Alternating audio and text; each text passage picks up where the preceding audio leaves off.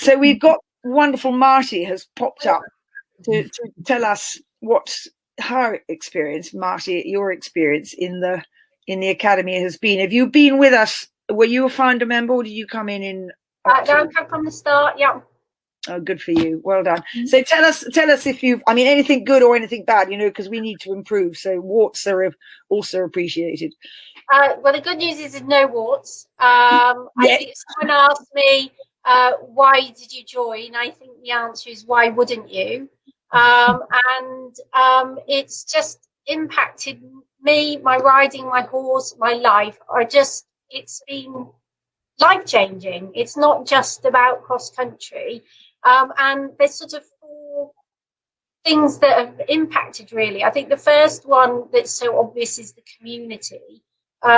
It's just the most remarkably positive and supportive community and Facebook page I've ever been involved in, which is quite refreshing. And it's striking how willing people are to share information. There's no egos, nobody's trying to point score. It doesn't matter whether you're hacking or at intermediate level. Everyone is just so lovely to each other. And to be fair to you and Rachel, that's the culture that you've created. And I think there isn't anywhere else where you can get this sort of depth of experience and advice in any other sport. It's just phenomenal what is available to you. And it's totally changed my mindset and my approach.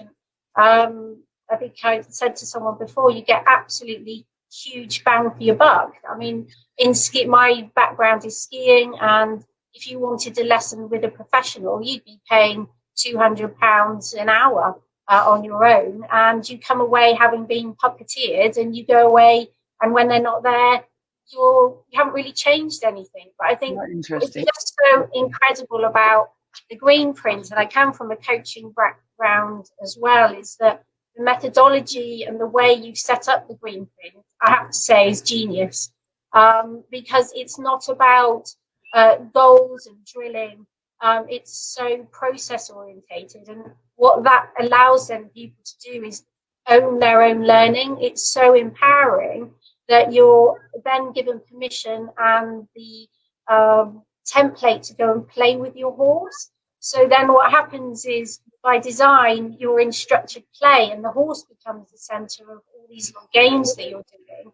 And then by default, your riding improves. But the key to all of this that I've learned is it's about the relationship with the horse. And by focusing on that and building the trust between both of you, that actually the goals are then reached. And you're not constantly striving for a goal and being disappointed. You're so engaged in the process that the learning happens. And it's a bit of trial and error, but I've just got so much more confidence myself from that. And I used to hack out and think, oh God, another 30-minute hack. And I've got a youngster who's just bursting out of his skin and had a bit of bucky bronchi when we get to the top. And I've literally been riding a cross-country course on the way down, and we get walk and there's no drama, and it all just sort of calms down because we've got a focus and all these games to play. So I've just, at risk of sounding like a complete sycophant, but honestly, people, you just have to join, because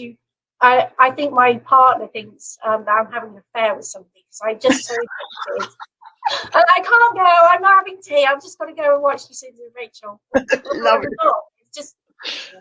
Oh, golly, Marty, what a lovely thing to say. You did write us the most stunning email, which made us realise how much of an effect it was having on you. And I'm looking over your right ear at this vertical slope of ice that you're skiing down, thinking over my other shoulder, or that shoulder is me jumping very much smaller terror than that glacier face that you're descending. So there's a very fascinating join up between skiing and riding. I think the muscles are quite different, but there's very much a mindset join up, as I'm sure you feel.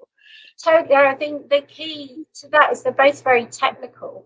And so when you go to lessons and you want to improve, I'm one of these, I think you referred to, like, no, I'm not a brain surgeon, but when you have this really busy brain and over analytical, and I get accused all the time of, or you're thinking too much. Like, well, I've got so much information to think about, it's happening by default. But again, with the green print and the way it's all set up, you just become focused on one thing at a time, and so you don't get all that brain mash that goes on. And the fact that you've also got mindset and the psychology. I mean, I've been reframing goals, and it actually transfers into life as well. And other professionals that have come on and shared their experiences.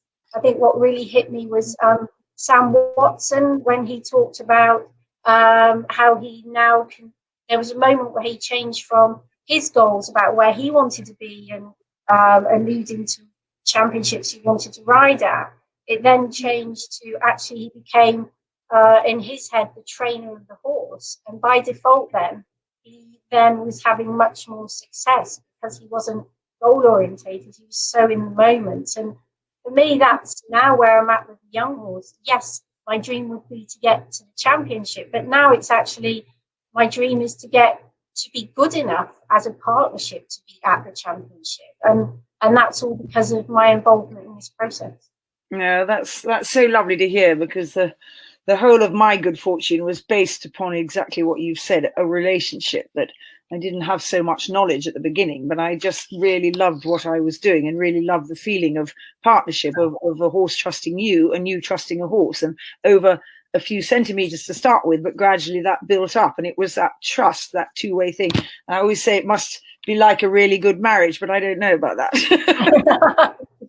But it's lovely to hear you speak, and I really appreciate what you've done to help us, because we're finding our way. This is a new thing. Nobody's ever done this before, and we're loving the challenge, but we are finding our way, and we rely on people to give us positives, and most definitely to say, didn't really understand that, or to give us negatives. But at the moment, you haven't found any of those, which is good. But when it's remarkable. I've been trying to create a process for ski instructors to follow in my work, and I've been at it years. And you come along and you create this green print, and it's just exactly what it should be about, as coaches going. And I think the key to it all is it takes the stress out of trying so hard, and everyone's having so much fun, and it puts the fun back into life and the sport. Everything's so serious now. So true. I don't know, a little technical thing here. For me, Marty's coming and going a little bit. Sorry, it's because I lean back. Maybe you're like me and you rock back. I just do want to say one thing, though, because Rachel spends her entire time giving me commendation, which is really ridiculous, because she was the one who said, I really want to put this into something. And she had the idea of a membership. I really want to bottle you. And then I thought, well, that's fine, but I have no idea what I do. I just teach by the seat of my pants, and I don't have a system. And she sort of said, I'm not so sure that I think you do have a system. You just don't recognize it. And she came up with the idea of getting a blueprint. And I went, let's call it a green print. And it was really her management that got me to put what I sort of feel when I'm teaching into some sort of order that you are now wonderfully saying you appreciate so much, and you'd like to try and adapt your skiing teaching a little bit maybe towards the same idea that we've had. Is that what I'm understanding?